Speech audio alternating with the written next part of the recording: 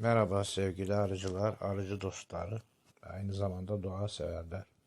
Bugünkü videomda sizlere en kolay ana arı üretme metotlarından bir tanesi olan Miller metoduyla ana arı nasıl üretilir, bu metodu göstermek istedim. Özellikle arıcılığa yeni başlamış arıcılarımız için yararlı olacağını düşünüyorum. Aralığımızdaki varsa damızlık kolonimizden, yoksa performansı falan en iyi olan koloniden bir tane açık günlüklü, yani günlük yumurtaları bolca olan bir petek alıyoruz. O peteği aldıktan sonra keskin bir maket bıçağıyla W şeklinde veyahut da bir başka deyişle ters M şeklinde güzel bir şekilde kesiyoruz. Burada önemli olan petek biraz düzgün kesilmeli ve şu ters M şekilleri biraz derin olmalı. Şimdi benim burada yaptığım ana çerçevemizde kalacak olanı ilk önce götürüp başlatıcı kolonime vereceğim ve sonra altta kalan ters M şeklinde düzgün çıktı o da. Onu da yine götürüp, ama bunu başka bir tane boş çerçeveye iple bağlayıp onu da başlatıcı kovanımıza vereceğim. Ve 6 gün sonra gelip ne kadar ne tuttuğunu kontrol edeceğim. Ben bu ana arı yöntemiyle üretilecek analardan denemek amaçlı sadece bir adet veyahut da 2 adet değerlendirmeyi düşünüyorum. İlerleyen zamanlardaki videoları çekebilmek ve sizlere sunabilmek için. Birinci çerçevemizi verdik. Burada ikinci çerçevemi kayda alamamışım. Onu da iple bağlayıp tekrardan şu araya verdim. Ve 6 gün sonra geldiğimdeki manzarayı şöyle bir bakalım. Evet. Körüğümüz de bazen sönüyor arkadaşlar. Bu körü, evet, biraz daha fısfısladıktan sonra, çünkü benim arılarım karnıyol olmadığı için biraz saldırgan diyebiliriz. Evet, birinci çerçevemizi yavaşça açtırdık. Şöyle alalım. Bakalım ne kadar tutmuş, kaç tane tutmuş. Ona bir göz atalım. Çerçevemizi hafifçe silkeledikten sonra şöyle bir bakalım. 1, 2, 3, 4, 5, 6, 7, 8, 9. Diğer tarafına da bakalım. Burada da nere taraftan baksak 14, 15, 13, 15 tane kesin ana arı yüksüğü açık. Henüz açık olanlar ve kapalı olanlar var.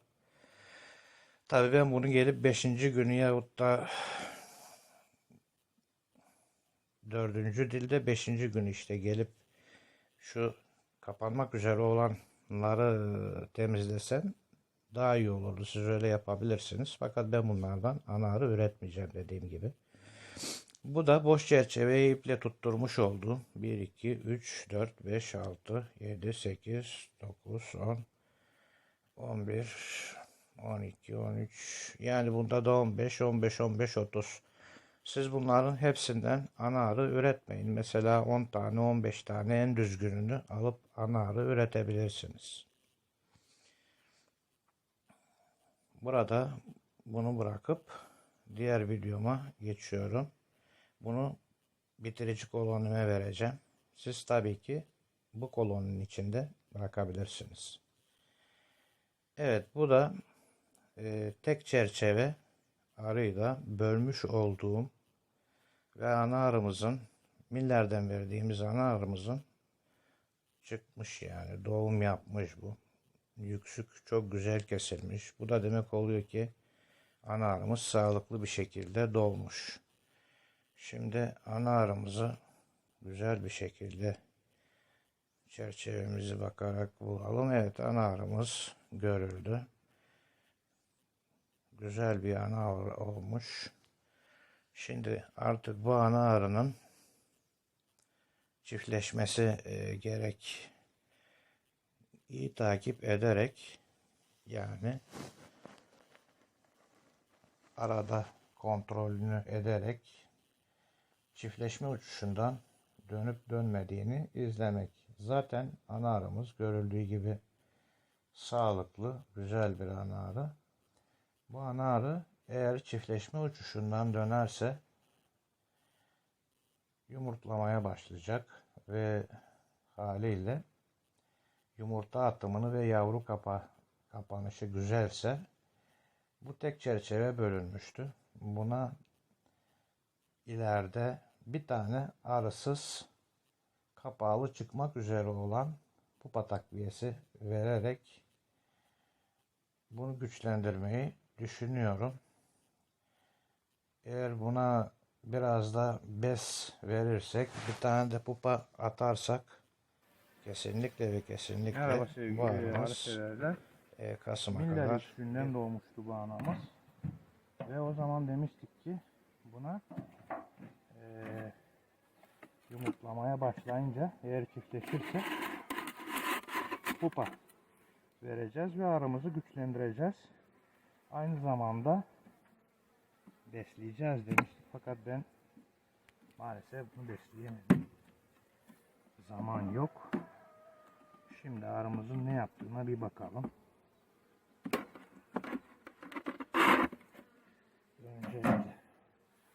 Daha önce yumurtladığını görmüştüm.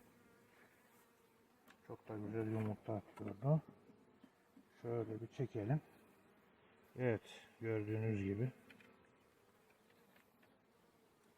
Yani çok iyi yumurta atmış. Şuna da bir bakalım.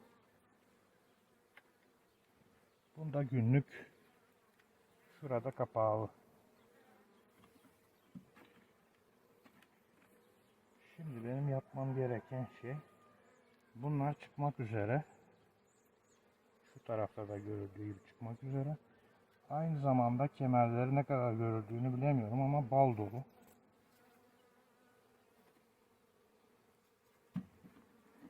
Bunu ortaya gireceğim. Peki.